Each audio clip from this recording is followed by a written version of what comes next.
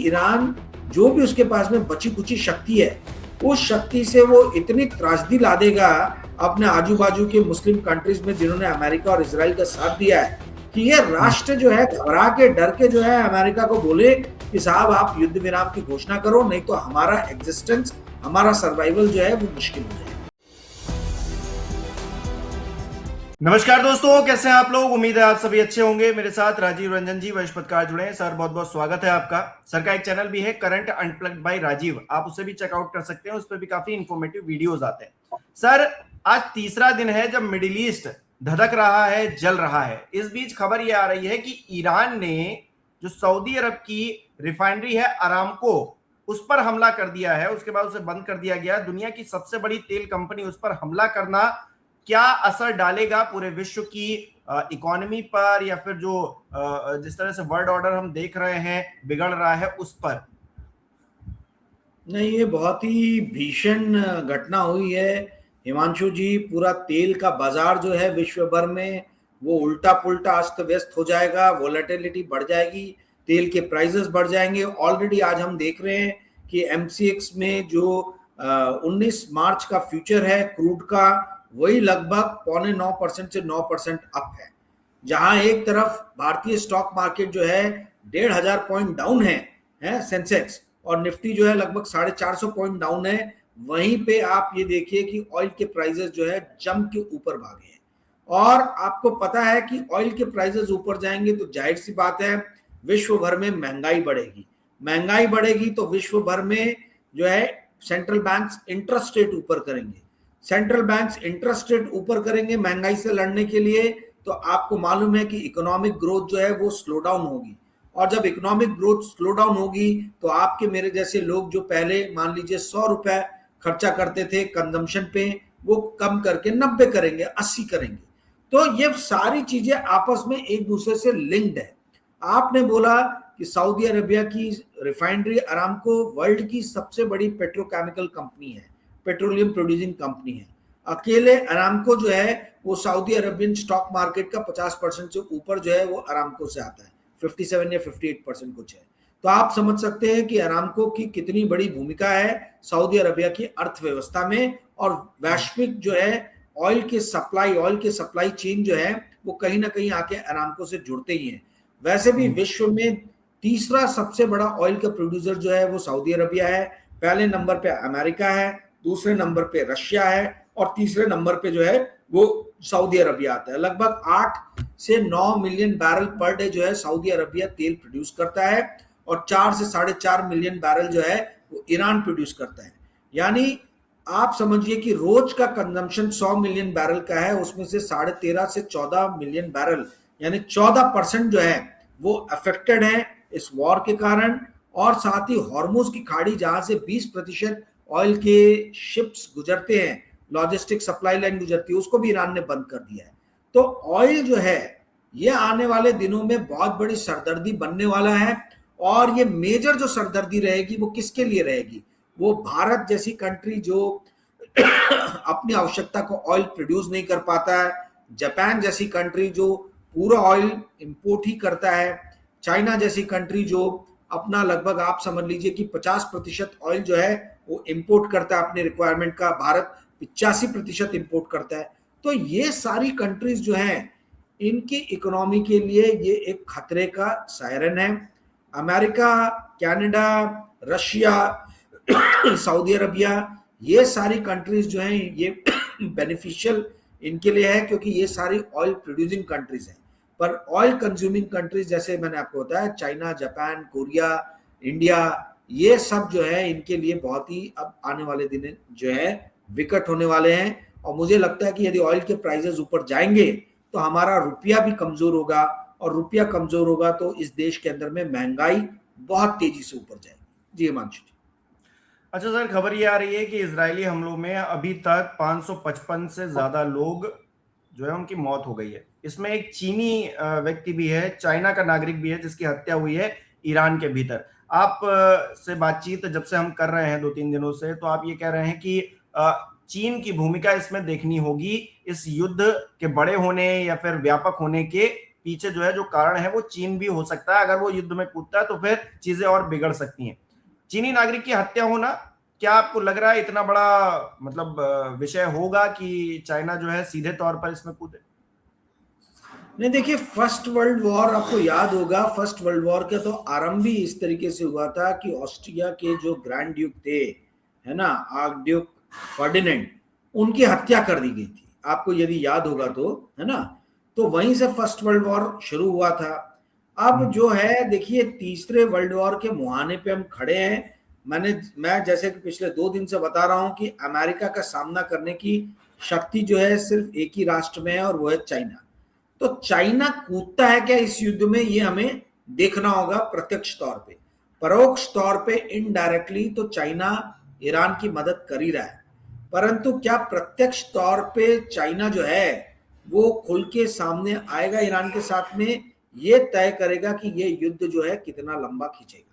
आपने बोला चीनी व्यक्ति की हत्या हो गई है। अब ये हत्या किसने की है? ये इजराइल के हमले में हुई है कि वहां किसी और कारणवश से हुई है, ये हम जानते नहीं है, ठीक है। तो ये एक इंसिडेंट जो है, मुझे लगता नहीं कि फ्लेयर अप करेगा।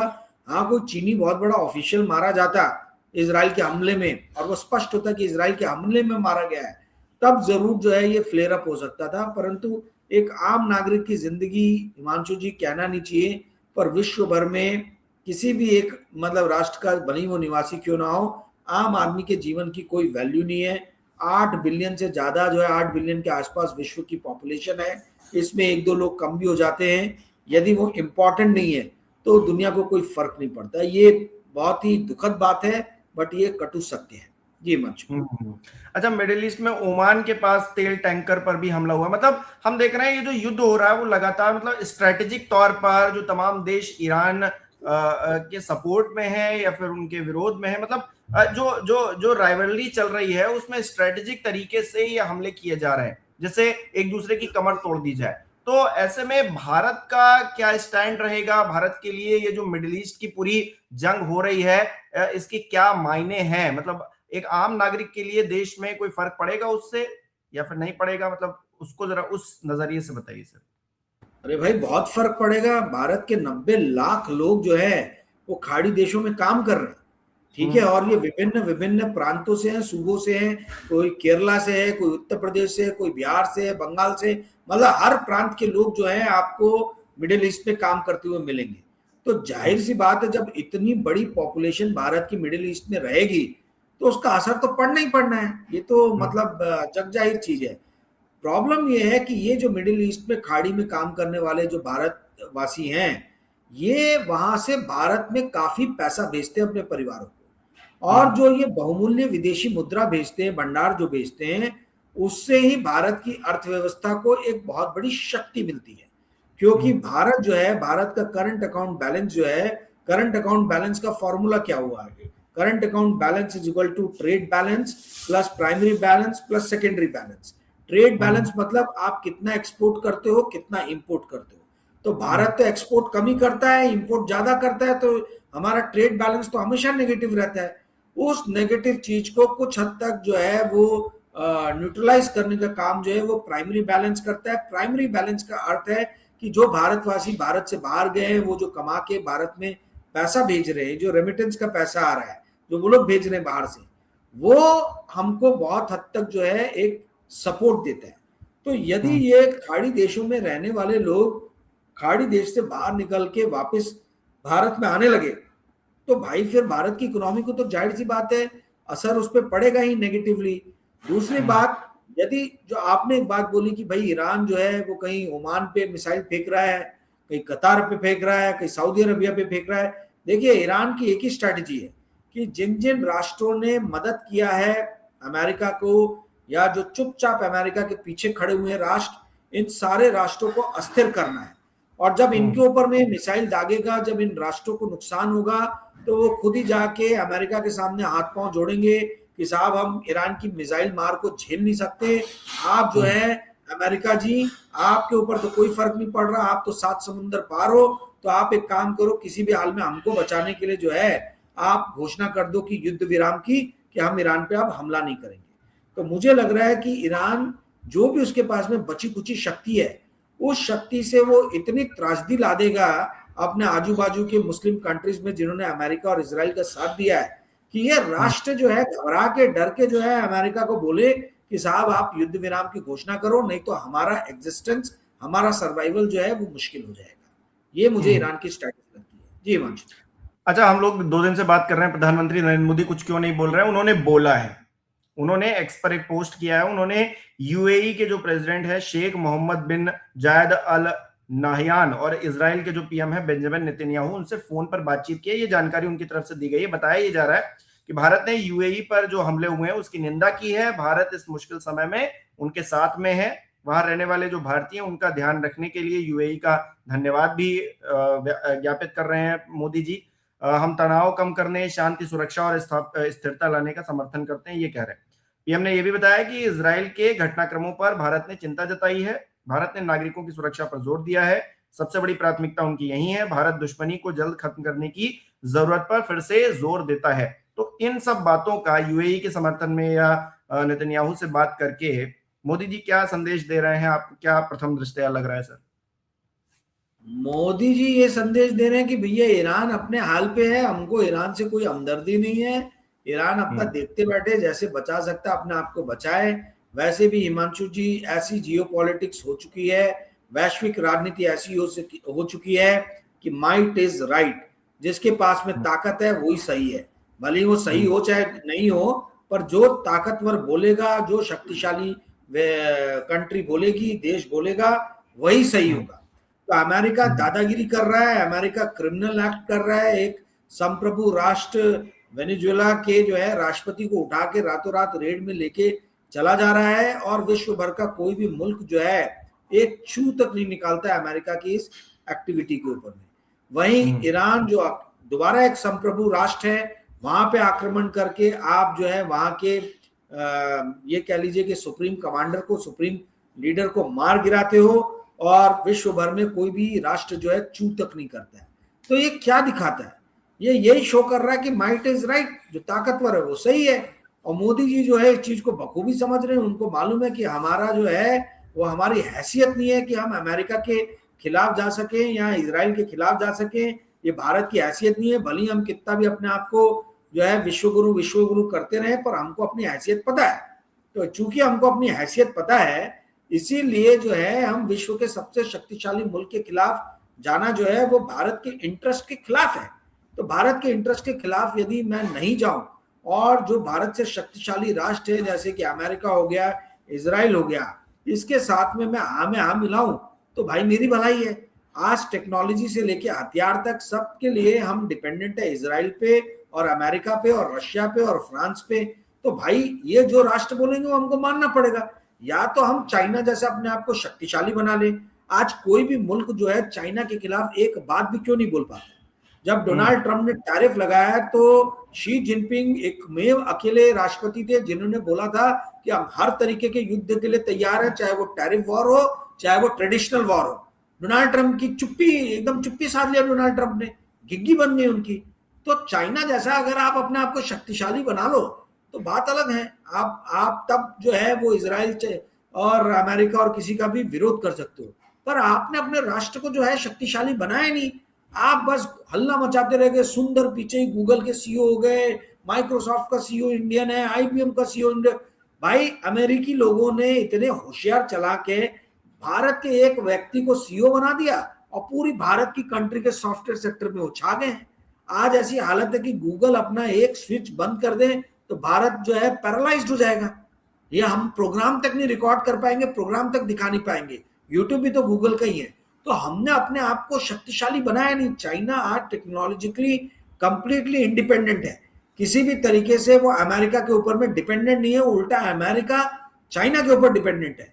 बिना रेयर अर्थ मेटल के न डिफेंस चल सकता है, न टेक्नोलॉजी चल सकती है। सब चीज के लिए जो है चाइना के ऊपर में अमेरिका डिपेंडेंट है।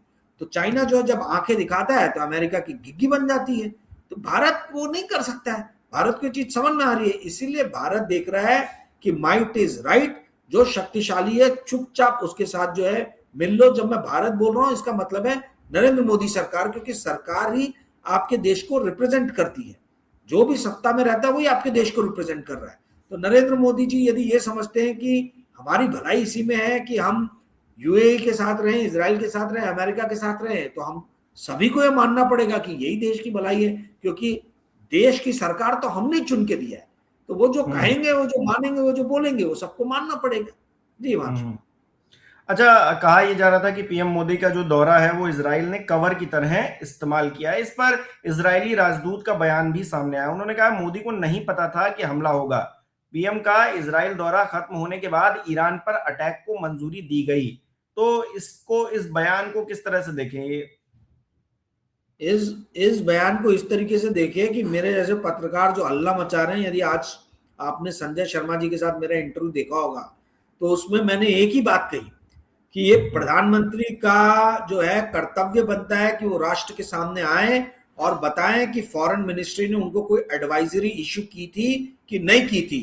हमारे एनएसए डोवाल ने जो है उनको कोई सलाह दी थी कि नहीं दी थी कि इजराइल जाना चाहिए कि नहीं जाना चाहिए। हमारे विदेश मंत्री जयशंकर ने किसी भी तरीके का कोई एडवाइजरी नोट इजराइल जाना चाहिए कि नहीं जाना चाहिए था दिया था कि नहीं दिया था? जो हमारे इतने सारे रॉ के एजेंट्स हैं, गुप्तचर हैं, इनके पास में कोई जानकारी इस बात की थी कि नहीं थी?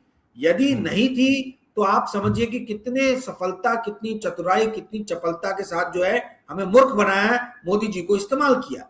और यदि जानकारी थी तो फिर मोदी जी भाई प्यादा बनने क्यों गए? मोदी जी खुद अपने आप को इस चीज में सक्रिय होने क्यों गए? तो जो हमारे जैसे पत्रकार, मुझे नहीं मालूम मेरे अलावा और कौन इस बात को बोल रहा है, पर यदि बोल रहे तो बहुत अच्छी बात है। ये जो विदेश मंत्रालय के ऊपर में, एनएसए के ऊपर में हम जो सवाल खड़ा कर रहे हैं, उससे उसको एक प्रोटेक्ट करने के लिए, मोदी जी को प्रोटेक्ट करने के लिए, सरकार को प्रोटेक्ट करने के लिए इजराइल ने जो है स्टेटमेंट दिया वहां के राजदूत ने। भाई ये स्टेटमेंट पहले क्यों नहीं आया? ये अभी क्यों आ रहा है? जब हमारे ऐसे लोग हल्ला मचा रहे तब ये स्टेटमेंट आ रहा है, उसके पहले तो नहीं आया। तो अगर कोई मंत्री, अगर कोई राजनेता बोल रहा है, कोई पत्रकार बोल रहा है वही बात जो मैं बोल रहा हूं, तो मैं उनका अभिनंदन करना चाहूंगा, उनको थैंक यू बोलना चाहूंगा, क्योंकि यही ऐसे ही सवाल जो है प्रजातंत्र में हमें पूछने चाहिए। भाई इतने बड़े विदेश मंत्रालय का जो है वो काम क्या है? लाखों अरबों खरबों में ये लोग सैलरी लेते, करोड़ों अरबों में। तो भाई आपकी अकाउंटेबिलिटी क्या है? आपका उत्तरदायित्व क्या है? यदि आप अपने देश के प्रधानमंत्री को सही समय पे सही सलाह नहीं दे पाओ तो आप इतनी सैलरी लेके अपने जॉब को जस्टिफाई कैसे कर रहे हो? सेम चीज, सेम प्रिंसिपल एप्लीकेबल होता है एनएसए डोवाल के ऊपर में, और सेम प्रिंसिपल एप्लीकेबल होता है भारत के इतने सारे जासूस और रॉ एजेंट्स के ऊपर में।